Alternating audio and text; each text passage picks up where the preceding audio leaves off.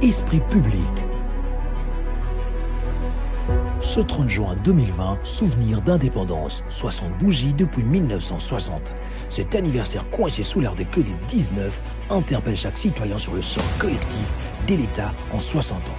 60 ans, quel sort pour la République. 60 ans, l'âge des sagesses pour cultiver, connaître et faire croître enfin l'esprit public. Esprit républicain, respect de la chose publique. Esprit pour inventer la République et construire la culture publique. Esprit pour accomplir un service public. Esprit public, la volonté collective de notre génération pour une République décomplexée. Esprit public, la voie pour le Congo, de nos rêves, du réveil et du renouveau. Jamais état de droit sans esprit public. J'adhère à l'esprit public.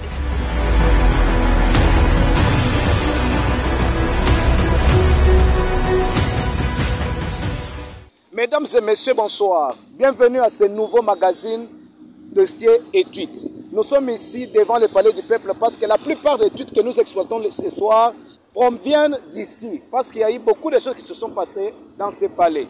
Le premier dossier, les 3 propositions de loi dites Minaku et Sakata ont été franchement retirées dans des discussions par rapport à cette session extraordinaire et renvoyées à la session du mois de septembre. Dans l'entretemps, l'Assemblée nationale, les bureaux de l'Assemblée nationale recommandent à leurs initiateurs de pouvoir convaincre la population afin que la population adhère à ces propositions de loi. Plusieurs tweets en rapport avec ces retraits des 3 propositions de loi dites Minaku et Sakata. Suivez-les.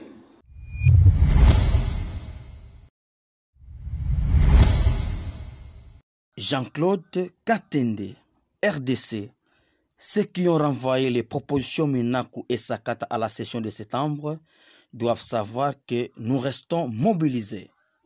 On est là. Miché Moulumba, RDC. Aujourd'hui, le peuple est là et veille au grain. Il a les yeux constamment braqués sur ses dirigeants et participe dans ce combat pour l'intérêt général. C'est grâce à ce peuple qu'un projet vient d'être buté à un frein. Une grande fierté. Steve Kivwata.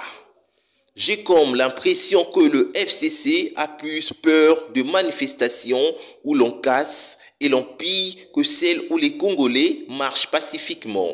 Cette coalition FCC Cash donne l'impression de vouloir que ce pays soit mis à feu et que les sangs coulent. Nous allons vous barrer la route.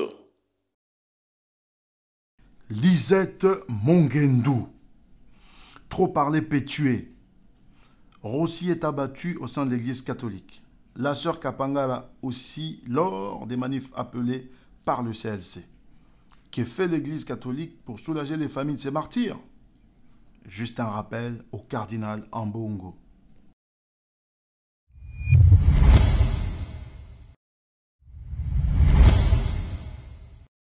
Deuxième dossier, comme vous le savez, entériné par l'Assemblée nationale, le choix de Ronsard Malonda ne fait pas l'unanimité.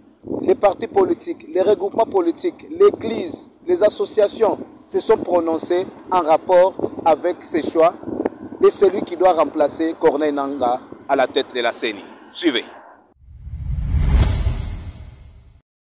Odia Élysée. Urgent. L'Assemblée nationale vient d'entériner la désignation de Ronsard Malonda comme délégué des confessions religieuses à la CENI. Noël Tchani Mwadianvita. Soyons sérieux.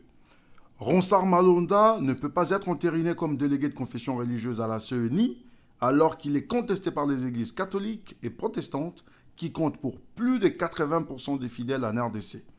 Ce choix est nul. Soyons responsables.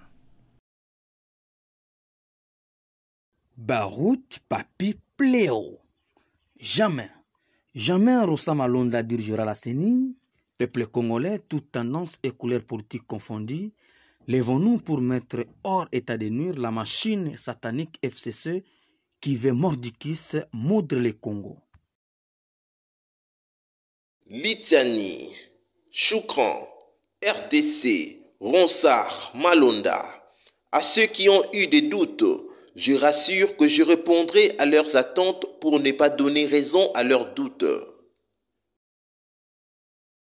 Patrick Kanga Bekonda, la majorité parlementaire d'hier qui avait entériné la désignation de Corneille Nangaa et de Basengezi PPRD, si cela suffisait à gagner, notre candidat du FCC aurait remporté l'élection présidentielle, ce qui n'avait pas été le cas.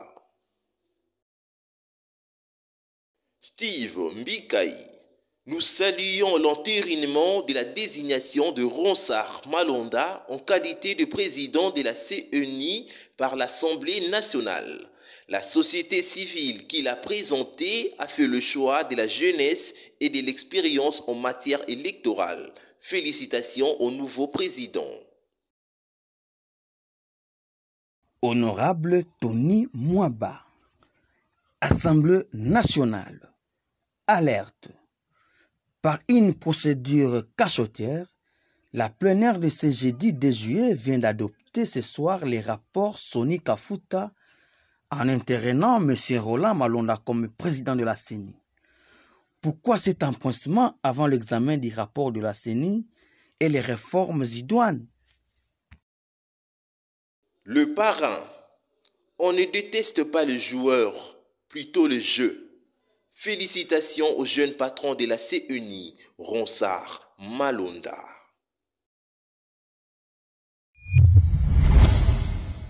Grande ligne concerne tous les autres tweets qui font l'actualité. Suivez cette rubrique, grande ligne. Présidence RDC. RDC, le 2 juillet 2020, Palais de la Nation. Le chef de l'État, Son Excellence Félix-Antoine Tshisekedi Tshilombo, a reçu les lettres de créance de Son Excellence Madame Émilie Maltman, ambassadeur extraordinaire et plénipotentiaire du Royaume-Uni en RDC. Émilie Maltman, je remercie Présidence RDC pour son accueil chaleureux. Je suis ravi d'être de retour en RDC, un pays qui me tient bien fort à cœur. J'espère soutenir le peuple congolais en tant qu'ambassadeur dans ses ambitions de prospérité et stabilité. Ensemble, nous y parviendrons. José Kadima, Primo, tout pays vise l'âge d'or. Segundo, or, RDC est un pays. 32 et 18 ans sans âge d'or. Tertio, donc, RDC n'atteindra pas l'âge d'or en 5 ou 10 ans. Couvrir les décombres de 60 ans en 5 ans. 2015, PNUD évoquait l'émergence RDC en 2030. Logique non prophétique. Travaillons. Kitenge Yesu. Le président de la République est obligé d'écrire l'histoire de demain avec les lambeaux du passé, de votre passé. Pays occupé, pillé, volé, maltraité, violé, se redresse tête haute et a rejoint fièrement le concert des nations. Vous transpirez la haine à grosses gouttes. Picasso de l'irrationnel, art du sable. Patrick Mouyaya, RDC. Riches échanges entre les caucus des députés catholiques et Tata Cardinal à marge de la célébration de nos 60 ans. Nous avons discuté sur la nécessité de travailler ensemble pour le bien du peuple, notre objectif commun. Nous avons été bénis et édifiés au terme de nos débats. Top Congo FM. 6 chefs des confessions religieuses répondent au cardinal Fridolin Ambongo. Aucune confession religieuse n'est au-dessus des autres. Non à l'incitation à la haine. Le recours à la violence sous toutes ses formes viole pacte républicain de Sun City. Laurent Batumona Kandi Kam. Indépendance judiciaire non marchandable, priorité des priorités. Clameur publique. Borive Mbelou. Dans les prochains jours, son Excellence Fachi XIII, présidence RDC, va recevoir son frère, l'honorable Ngoïka Sanji, pour parler du développement de la RDC en général et du Kassai-Oriental en particulier. Les jaloux vont maigrir et risquent de piquer une crise. Il n'y a pas de microbes entre eux. Vive la RDC. Patrick Kanga. Nous devons apprendre à vivre ensemble comme deux frères. Sinon, nous allons mourir tous ensemble comme des idiots. Martin Luther King. Le Parisien. Remaniement. Édouard Philippe a remis la démission de son gouvernement à Emmanuel Macron, annonce l'Élysée. Toussaint Chilombo. La démission à une fonction fait partie d'une culture politique que nous ne connaissons pas dans la pratique de l'exercice du pouvoir dans nos traditions. C'est une question d'honneur et de dignité. Elle permet de juger sa propre légitimité dans une circonstance précise. Vidi Chimanga. Toutes mes plus sincères félicitations à Bestine Kazadi pour ton élection à la tête de nos chers voisins. Une dame exceptionnelle pour un grand club. Je te souhaite beaucoup de courage et de ténacité. Rendez-vous au derby. La rubrique toute du jour que nous dit Patrick Kanga. Suivez le conseiller du Premier ministre. Patrick Kanga. Soyons des hommes politiques qui travaillons pour développer notre pays. En pensant aux futures générations, ne soyons pas des politiciens qui ne pensent qu'aux prochaines élections.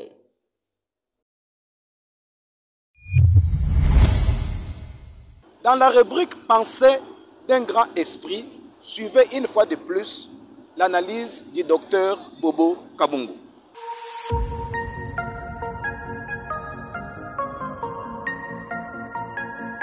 La pandémie à coronavirus s'est propagée à l'échelle internationale à une vitesse telle que tous les pays du monde ont pris quasi instinctivement des mesures pour tempérer cette progression meurtrière et nocive pour l'économie. Près de 5 mois après les premiers cas diagnostiqués en dehors de la Chine, berceau malheureux de la Covid-19, les pays ont commencé à rouvrir leurs frontières, à laisser circuler les personnes et à renouer avec les activités de production tout en respectant, tant que faire se peut, les gestes dites barrières. En RDC, le déconfinement de la commune de la Gombe, centre d'affaires de la capitale et siège des institutions, s'est fait progressivement avec la suppression des postes de contrôle et la liberté d'entrer et de sortir de cette zone. Tout porte à croire qu'en fin de compte, il sera question de vivre avec cette maladie en adoptant un comportement qui évite la contamination en attendant qu'un vaccin ou un traitement soit trouvé, peu importe son origine, occidentale, orientale ou africaine, et son protocole, formel ou informel. Les gouvernements ont compris que si les virus s'attaquent aux individus, les confinements est un agent pathogène pour l'économie. Mais si le premier peut tuer assez rapidement quelques personnes et s'aimer le deuil dans des milliers de familles, les seconds peuvent causer à moyen terme la désolation dans des milliards de ménages. À présent, le plus important c'est de tirer des leçons pour l'avenir, en particulier en matière de politique publique. À défaut de pouvoir considérer tous les domaines de la vie publique, le Dr Bobo Kabungu, économiste, technicien de développement rural et spécialiste en évaluation de politique publique, considère l'axe des politiques structurelles avec comme créneau le secteur agricole au regard du paradoxe du potentiel productif du pays face à la faim caractérisée qui sévit à travers l'un des pays le plus gâtés par la nature. Il rappelle et salue les mesures prises jusqu'ici par les autres instances allant de l'échange du soutien à l'activité économique et à la consommation des ménages, de la préservation du cadre macroéconomique via notamment un ajustement budgétaire. Cependant, il se projette dans les moyens et les longs termes en suggérant une dialectique triangulaire de la résilience alimentaire. Pour lui, la dialectique pro-résilience alimentaire voudrait que l'on associe les 3 dimensions évoquées supra dans une seule acception intégrant à la fois les droits, souveraineté, la stratégie, autosuffisance ou indépendance et l'État, sécurité. Ainsi, un pays résilient sur le plan de l'alimentation serait celui qui promet une indépendance des productions végétales et animales de façon à garantir à sa population les droits et l'accès à une alimentation saine et adaptée à ses besoins. Alors que la RDC est richement bénie avec un sol aux qualités exceptionnelles et un bassin hydrographique hors pair, ces millions de terres arabes ne sont exploitées que timidement. En dehors des sites insuffisants des superficies cultivées, il convient également de citer l'enclavement des entités productrices et l'insécurité. À ces causes internes de retard, il ajoute les problèmes relatifs au déficit managérial et enregistré en matière d'appui financier et les contraintes relatives à la production, les difficultés des commercialisations à la suite, notamment de la baisse des cours de matières sur le marché international étant cause externe.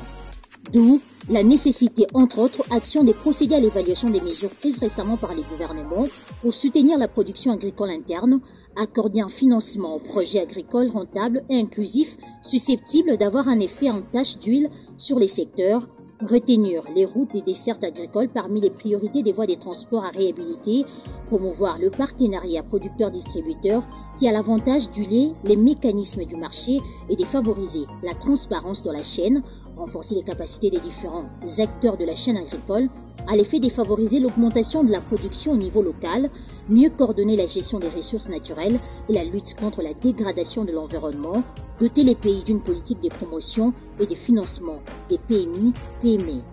Une autre mesure applicable sur le moyen terme consiste à mettre en place un plan spécial de reprise agro-industrielle post-Covid-19 destiné à relancer la production agricole nationale, consolider la sécurité alimentaire et améliorer les revenus et les conditions de vie des producteurs agricoles.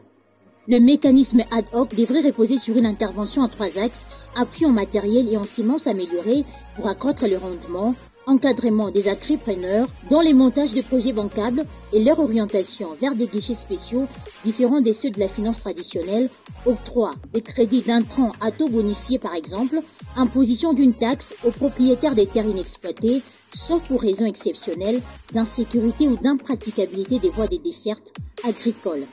Voilà une autre dimension de commémorer l'indépendance de la RDC qui, malgré ses 60 ans, peine à être autonome sur les plans économiques et alimentaires.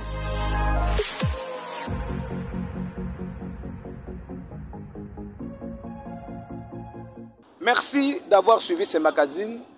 Tweetez et nous allons utiliser vos tweets pour commenter l'actualité. Merci à tous ceux qui ont accepté de nous accompagner, qui ont accepté de soutenir cette nouvelle initiative. Freddy Toumba, je vous dis merci. La comptabilité dans les sangs. Merci Chabani Record. Merci Patrick Abang à partir de l'Europe. Merci Ben Dongoko. Merci Lady Melelo.